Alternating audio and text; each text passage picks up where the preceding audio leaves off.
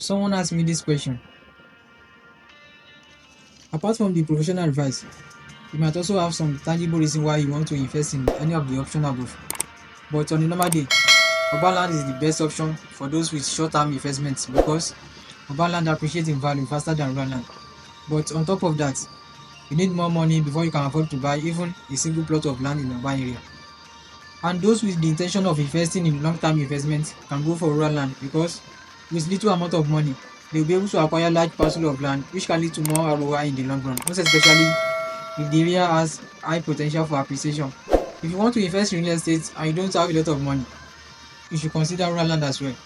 Though I would not advise you to invest in real estate with your last card because by the time you need money urgently, without any other means, you'll be forced to sell your land or property.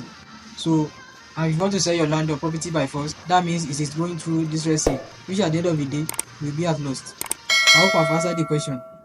I am ADBC Amik, known as 5G. Thanks for your time and see you at work.